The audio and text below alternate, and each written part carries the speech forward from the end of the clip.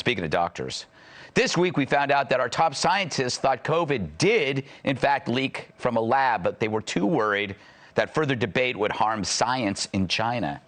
Yeah, because the last thing we want to do is bring a halt to those lab experiments they're doing on caged poodles and Uyghurs.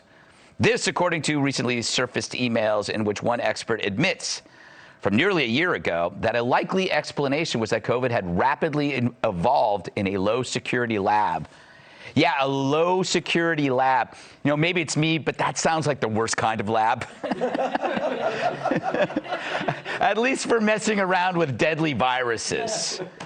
Kat follows better safety protocols when she makes meth in her garage. The email to Fauci and Dr. Francis Collins of the NIH suggests a virus was primed for rapid transmission between humans.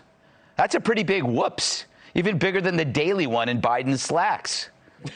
So what did the experts do? Did they leap into action to get the truth out? Fat chance, my Friday friends. They fretted that even debating gain-of-function research would do unnecessary harm to science in general and science in China in particular. Francis Collins warned it could damage international harmony. That's right. They kept it quiet not to protect you, but to protect the feelings of the brutal, lying dictatorship that's as sensitive as a chubby kid on TikTok. Speaking of harmony, what was Collins, the former head of the NIH, doing rather than telling us the truth? This. Somewhere past the pandemic, when we're free, there's a life I remember full of activity.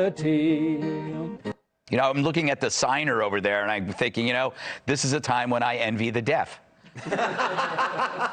I think my ears are going to charge me with murder. So yeah, Nero fiddled while Rome burned, and while a pandemic raged, Francis played his guitar like an camp counselor, ruining your s'mores. So the emails reveal that scientists were less interested in science than politics, and felt it was better to hide the origins of a deadly virus than be open with those of us who were about to die.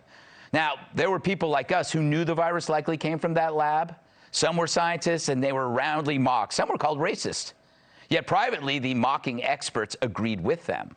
And yet they left the people who said this publicly hung out to dry, just to protect their own asses and their own grants. They said we were nuts in tinfoil hats, that told us to wear masks in our cars, empty parks, and swimming pools. It raises the point, just how sane were the scientists in the first place? They created a deadly virus thinking they could then reverse engineer a vaccine in the name of science. Well, why not just not create the virus? Then you don't need to reverse engineer the vaccine. They've already made vaccines to fight natural viruses, so we really didn't need to invent new, deadlier, creepier ones. But hey, where's the fun in that if you want to play God and keep sucking at the government teat? Which leads to the bigger question, accountability. I'm not saying that this man-made virus was leaked on purpose. I'm pretty sure no one really wanted to kill more than 10 million people. But in this arrogant, murky universe, experts knew there's a risk you could leak a deadly man-made virus, but they deemed the risk acceptable. And when it happened, they blamed it on the wet market, which is pretty much a gross version of Trader Joe's. While just down the road, researchers were bumbling around like a bunch of nutty professors. How convenient. The pandemic had nothing to do with the scientists, say the scientists. And so Republicans had to force their hand to grant access to the documents after these scientific institutions repeatedly resisted efforts to come clean. And these emails show that scientists were already trying to silence any debate, claiming it would distract top researchers from their active duties. Yeah, the way a nuclear weapon heading towards New York would distract people from going to work. So don't tell them. Collins worried that the voices of conspiracy will quickly dominate, perhaps because in that case, those voices were right. And Collins' awful singing can't drown them out anymore. So they covered up the truth, and now we're all covering our faces. They knew the lab leak was realer than they let on, and now we're left with millions of dead. Call it manslaughter. But the crime was in the gamble. They decided to roll the dice. It was an accidental release, but born from a risk that they happily accepted. Like a drunk driver getting into his car. Sure, someone might get killed, but it probably ain't going to be me. They put their reputations above human lives. To them, you weren't much more than the contents of a petri dish. So what's the punishment for that? Hell, even in the most liberal crap hole of a city, they'd make you post bail. That they were saving future lives, right? So they were doing God's work, so to speak. You know, they were saving millions by creating ways to, but instead 10 million less. They did it in a careless lab, in a careless way. What kind of accountability is there? I'm putting this out. I mean, is there like death penalty for the I don't know. I'm just putting that out there. It's not for me to say because something's got to happen. Something's got to happen. But I don't even know who you arrest. And that's another question we'll get to. But like, who do you charge? I mean, well, we know what the penalty for treason is in this country, and it's supposed to be, but I won't say that on television. Mm-hmm. I don't know. What's the next logical thing to happen would be an international treaty against gain-of-function research of this type. But nobody's even talking about that. It doesn't seem like that's even on the table because science is winning. We have to keep the research going. I was most surprised to learn about this international harmony that we apparently have as a species. Yeah, I know. And it's just been, it's so fragile. We've had it for so long. I guess the next time there's a genocide occurring, what do we do to make sure that doesn't disrupt the international harmony?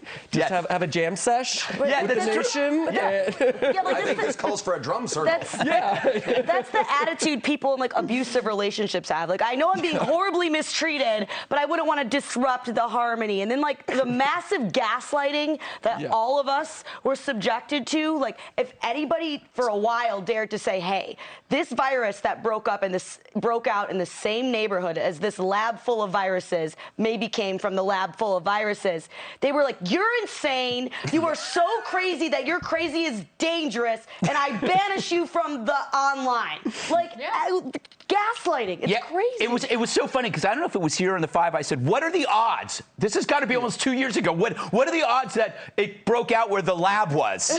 What are the odds of that? And like people, like that would get picked up and they would call me crazy. And also, if you just mentioned the name China, a link to the lab, then you were racist. But you could say, this was what was weird about this whole thing that made me think it was a cover-up. If you said the Chinese lab, that was racist. But if you said the Wuhan market, which was a Chinese market, that wasn't racist. When in fact, that's actually more racist because you're attributing it to a cultural practice. And it really is a farmer's market. The reason why it's wet is because they hose down the ground after they chop up the meat, and most of it is stuff that you eat. There's a few exotic animals here and there, and they're not that good. Take it from me. But anyway, I like to get the water after when they hose it down. That's when it's good. Everything's all mixed together. A jambalaya. Yes. You know what the thing is, though? Here's the other reason why a lot of people didn't want to blame China. And I must have said this 2 years ago. I don't know when. It can't be 2 years ago. Let's say 18 months ago.